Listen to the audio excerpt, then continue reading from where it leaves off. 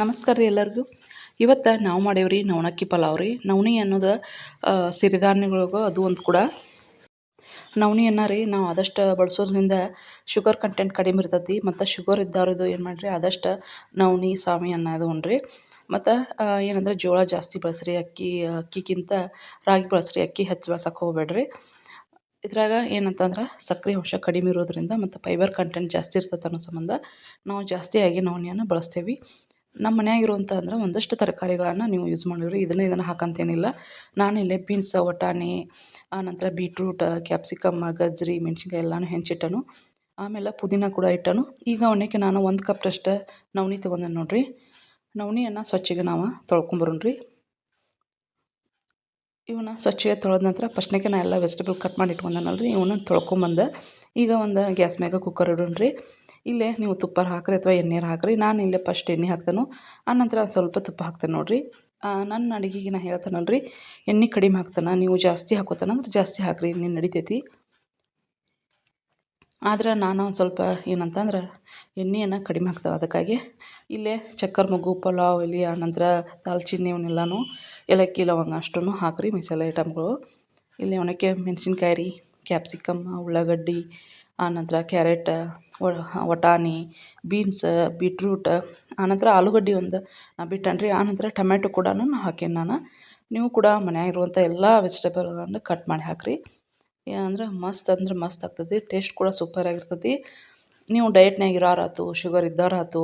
ನನಗೇನು ಶುಗರ್ ಅದೇನಿಲ್ಲ, ಆದ್ರೆ ನಾನು ವೇಟ್ ಹೆಚ್ಚಿಗೆ ಐತ್ರಿ. ಅದಕ್ಕೆ ವೇಟ್ ಲಾಸ್ ಮಾಡೋ ಸಂಬಂಧ ಆದಷ್ಟು ಜೋಳದ ನುಚ್ಚ, ಈ ಥರ ಸಾಮಿಯನ್ನ, ನವಣಕ್ಕಿಯನ್ನು, ರಾಗಿ ಆಂಬ್ಲಿ ಹೀಗೆಲ್ಲ ಬಳಸತ್ತನು. ಇದ್ರ ಜೊತೆ ನಾವು ಎಗ್ ಕೂಡ ಯೂಸ್ ಮಾಡಬೇಕಂತ. ಪ್ರೋಟೀನನ್ನು ಜಾಸ್ತಿ ಬಳಸೋದ್ರಿಂದ ಕಡಿಮೆ ಆಗ್ತದೆ ವೇಟ್ ಅನ್ನತ್ತಾರು. ಆಮೇಲೆ ನಾನು ಜಾಸ್ತಿ ನಮ್ಮ ಮನೆಯೊಳಗೆ ಏನಂದ್ರೆ ಜಿಂಜರ್ ಗಾರ್ಲಿಕ್ ಪೇಸ್ಟನ್ನ ಮನ್ಯಾಗ ಮಾಡ್ಕೊಂಡಿರ್ತಾನೆ, ನಾವು ಅದನ್ನು ಕೂಡ ಹಾಕೀನಿ. ಆನಂತರ ಟೊಮ್ಯಾಟೊ, ಒಂದು ಸ್ವಲ್ಪ ಕೊತ್ತಂಬರಿ, ಕರಿಬೇವು ಕೂಡ ಹಾಕೀನಿ ನೋಡಿರಿ. ಇನ್ನಷ್ಟನ್ನು ಚೆಂದ ನಮಗೆ ನಾವು ಒಂದು ಸ್ವಲ್ಪ ಹಸಿ ವಾಸನೆ ಹೋಗುವಂಗೆ ಫ್ರೈ ಮಾಡ್ಕೊಂಡ್ರಿ.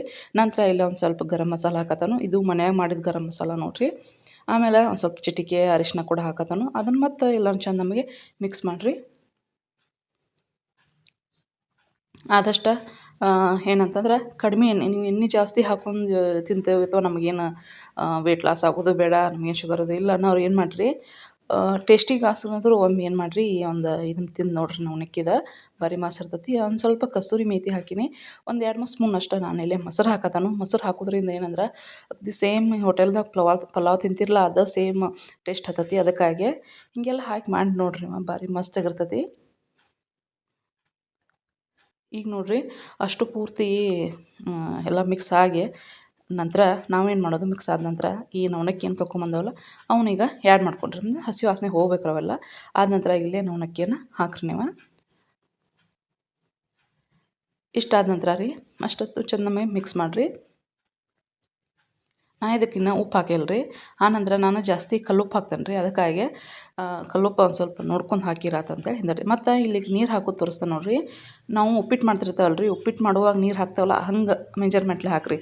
ನಾನು ಈಗ ಉಪ್ಪಿಟ್ಟು ಮಾಡುವಾಗ 1 ಕಪ್ ರವಕ್ಕೆ 2.5ರಿಂದ 3 ಮಟ ನೀರು ಹಾಕ್ತೇನೆ. ಅದಕ್ಕೆ ನಾನು ಇಲ್ಲಿ ಏನು ಮಾಡೋಣಂದ್ರೆ, ನೀವು ಕೂಡ ಇನ್ನೂ ಸ್ವಲ್ಪ ಉದುರು ಬರ್ಬೇಕಂತಂದ್ರೆ ಇಷ್ಟು ಸಾಕ್ರಿ. ನಾನು 2.5 ಮ್ಯಾಗ ಹಾಕೇನಿ ನೋಡಿರಿ ನೀರು. ಇದಕ್ಕೆ ನೀವು 3 ಕೂಡ ಹಾಕ್ಬೋದು. ಅಗದಿ ಮೆತ್ತಗೆ ಮಸ್ತ್ ಆಗ್ತೈತಿ. ಒಂದು ಸ್ವಲ್ಪ ಉದುರು ಬೇಕಂತಂದ್ರೆ ನೀರನ್ನು 2.5 ಹಾಕಿರಿ, ನಡಿತೈತಿ. ನಾವು ಈಗ ಅಕ್ಕಿ ಮಾಪ್ ಮಾಡ್ತೇವಲ್ಲ ರೀ, 1ಕ್ಕೆ 2 ಹಾಕ್ತೇವಲ್ಲ, ಆದರೆ ಇದು ಒಂದು ಸ್ವಲ್ಪ ಇದು ರೀ ಕಾಳು ಉಟ್ಟಿರ್ತೈತಲ್ಲ ರೀ, ಲಗುಟ ಕುದಿಯೋದಿಲ್ಲ. ಅದಕ್ಕಾಗಿ ನೀವು 3 ಅಥವಾ 2.5 ಹಾಕಿರಿ ನೀರನ್ನು. ಇಷ್ಟು ಹಾಕಿ ನಂತರ ನಾವು ಈಗ ಕುಕ್ಕರ್ ಬಾಯಿ ಹಾಕಿ ವಿಷಲ್ ಹಾಕಿ ಒಂದು 3 ಸೀಟಿ ಮಾಡ್ಕೊಂಬರೋಣ್ರಿ. ನಂತರ ನಮ್ಮ ಏನಂತಂದ್ರೆ ನವಣಕ್ಕಿ ಪಲಾವ್ ರೆಡಿ ಆಕತಿ. ಇದನ್ನು ಮೊಸರು ಬಜ್ಜಿ ಜೊತೆ ತಿಂದ್ರಂತೂ ಭಾರಿ ಮಸ್ತ್ ಇರ್ತೈತಿ. ಹಂಗಂದ್ರೆ ನಮ್ಮ ಒಂದು ನವಣಕ್ಕಿ ಪಲಾವ್ ಹೆಂಗೆ ಬಂದಿತ್ತು ಅನ್ನೋದನ್ನು ಕಾಮೆಂಟ್ ಮಾಡಿ ಹೇಳ್ರಿ. ಒಮ್ಮೆ ನೀವು ಕೂಡ ಮನೆಯೊಳಗೆ ಟ್ರೈ ಮಾಡಿರಿ. ಆದಷ್ಟು ಎಲ್ಲರೂ ಇಷ್ಟಪಟ್ಟು ತಿಂತೀರಿ. ನಾನು ಮೊದಲು ತಿಂತಿರ್ಕಿಲ್ಲ ರೀ. ಈಗ ಈ ಥರ ಪಲಾವ ಆಮೇಲೆ ಸಾಂಬಾರು ಹಾಕ್ಕೊಂಡು ತಿಂದ್ರಂತೂ ಭಾರಿ ಮಸ್ತ್ ಇರ್ತೈತಿ. ಹಂಗಂದ್ರೆ ನಮ್ಮ ವಿಡಿಯೋನ ಇಲ್ಲಿಗೆ ನಾನು ಮುಗಿಸ್ತೇನೆ ರೀ. ಮತ್ತು ಮುಂದಿನ ರೆಸಿಪಿ ಒಳಗೆ ಭೇಟಿಯಾಗೋಣ. ನಮಸ್ಕಾರ ರೀ ಎಲ್ಲರಿಗೂ. ಅದೇ ರೀತಿ ಈ ಒಂದು ರೆಸಿಪಿ ಹೆಂಗೆ ಬಂದೈತೆ ಅನ್ನೋದನ್ನು ಕಾಮೆಂಟ್ ಮಾಡಿ ಹೇಳ್ರಿ ಪ್ಲೀಸ. ನಮಸ್ಕಾರ ರೀ ಎಲ್ಲರಿಗೂ.